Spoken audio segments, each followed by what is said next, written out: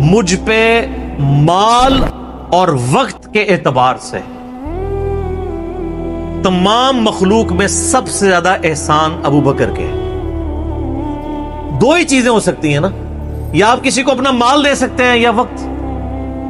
وقت زندگی، آپ بھی وقت دے کے یہاں بیٹھے ہوئے نا، یا مال خرچ کریں گے یا وقت۔ ایون جو مال بھی آپ خرچ کر رہے ہیں وہ بھی وقت ہی ہوتا ہے، کیونکہ وقت لگا کے آپ نے مال کمایا ہوتا ہے۔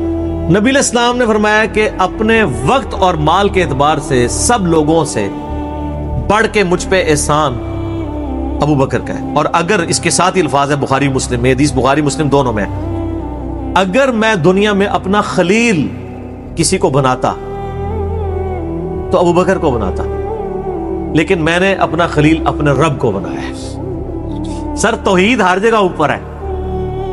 ان صلاتی و نسکی و محیای و مماتی للہ رب العالمین، بے شک میری نماز، میری قربانی، میرا جینا، میرا مرنا سب اللہ کے لیے۔ البتہ ابو بکر میرے دین کے اعتبار سے اور مودت کے اعتبار سے میرے دوست ہیں، میرے بھائی، لیکن خلیل اللہ ہی ہے۔ محسن کا لفظ بھی استعمال کیا ہے؟ نہیں، احسان یہ احسان ہی ہوگا نا، محسن ہی ہوگا نا، احسان والا۔ ایک روایت ترمذی میں ہے، وہ ضعیف ہے، میں ساتھ بیان کر دوں۔ اس میں الفاظ ہے کہ میں نے دنیا میں ہر شخص کے احسان کا بدلہ اتار دیا سوائے ابو بکر کے۔ یہ روایت اصول محدثین پہ کمزور ہے، لیکن جو میں نے روایت بیان کی ہے نا وہ صحیح بخاری کی ہے، وہ اس میں آلموسٹ فٹ ہی نہیں بیٹھتی ہے۔ تو سیدنا ابو بکر صدیق رضی اللہ تعالیٰ نے کوئی موقع نہیں جانے دیا نبی علیہ السلام کے ساتھ، اپنی کمٹمنٹ میں کہیں پہ بھی کمزوری نہیں دکھائی پوری زندگی۔ آپ کو پتہ ہے صحیح بخاری میں موجود ہے، عروہ ابن زبیر حضرت ابو بکر کا نواسہ کہتا ہے کہ میں نے عبداللہ بن عمر بن عاص سے پوچھا کہ نبی علیہ السلام پہ جو کافروں نے مصیبتیں ڈھائی تھی ان میں سے کوئی مشکل وقت ہمیں بتائیں۔ احد کا وقت تو سب کو پتہ ہے، تو انہوں نے کہا مجھے وہ وقت یاد ہے کہ مکے کا دور تھا، تو عقبہ ابن ابی معیط، جس نے ایک دفعہ نبی علیہ السلام کے، صحیح بخاری مسلم میں آتا ہے کہ کندھے پہ اوجڑی لا کے اونٹ کی رکھ دی تھی، پھر سیدہ فاطمہ آئی، انہوں نے ہٹائی۔ اس نے نبی علیہ السلام کے گردن میں ایک دفعہ چادر ڈالی، صحیح بخاری میں آتا ہے، اور اتنی زور سے کھینچی، گلا دبایا، قریب تھا کہ آپ کی مبارک آنکھیں باہر نکل آتی۔ تو اتنے میں سیدنا بکر صدیق وہاں آئے اور انہوں نے اس کو مار کے ہٹایا، اور قرآن کی وہ آیت پڑھی، کیا تم ایک شخص کو صرف اس لیے مار دینا چاہتے ہو کہ وہ کہتا ہے کہ میرا رب اللہ ہے؟ اور پھر اس کے بعد جو حضرت بکر کی پٹائی ہوئی وہ الگ چیز ہے، لیکن وہ اس لیول کے اوپر اپنی جان نثار کرنے کے لیے تیار ہو جاتے تھے۔ غزوہ احد کے موقع پر صحیح بخاری میں آتا ہے کہ 12 بندے صرف نبی صلی اللہ علیہ وسلم کے ساتھ رہ گئے تھے 700 میں سے، اور ان 12 میں حضرت ابو بکر بھی شامل تھے، حضرت علی بھی تھے، حضرت عمر بھی تھے۔ اس وقت بھی کمٹمنٹ آپ دیکھ لیں، پیچھے نہیں بالکل ہٹے۔ ہر موقع پہ جہاں پہ قربانی کا موقع آیا پوری کمٹمنٹ کے ساتھ نبی صلی اللہ علیہ وآلہ وسلم کا ساتھ دیا۔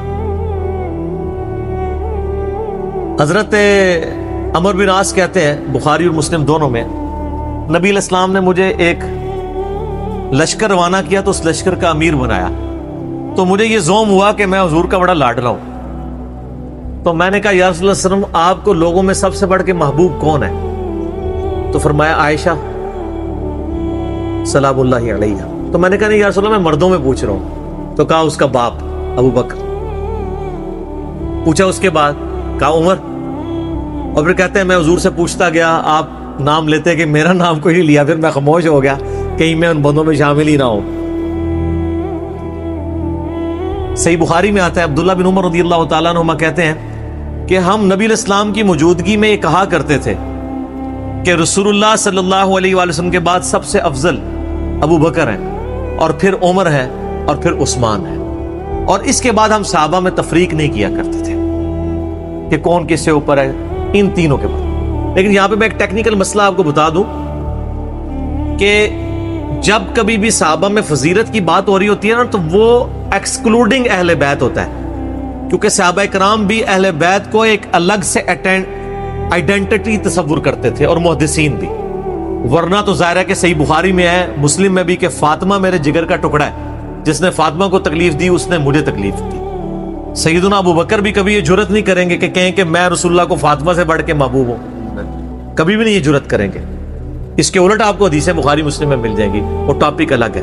میں آپ کو ایک شرعی مسئلہ سمجھا رہا ہوں۔ محدثین کے ہاں، صحابہ کے ہاں جب کبھی بھی صحابہ کی فضیلت کی بات ہو رہی ہوتی ہے تو وہ ادر دین اہل بیت ہوتا ہے، یعنی اگر یہ فضیلت کی بات ہو رہی ہے تو اس میں حضرت فاطمہ، حسن و حسین، حضرت علی شامل نہیں ہے، ان کا مقام وہ ہاں وہ الگ سے ہے، وہ کیٹیگری الگ ہے، وہ اہل بیت کی کیٹیگری میں فال کرتی ہے۔ اور یہ اہل بیت کی کیٹیگری اتنی سٹرونگ ہے، آپ حدیث کی کتابوں میں دیکھیں گے کہ صحابہ کرام کے فضائل پہ چیپٹر الگ ہے، اہل بیت پہ الگ ہے، اور امہات المومنین پہ الگ ہے۔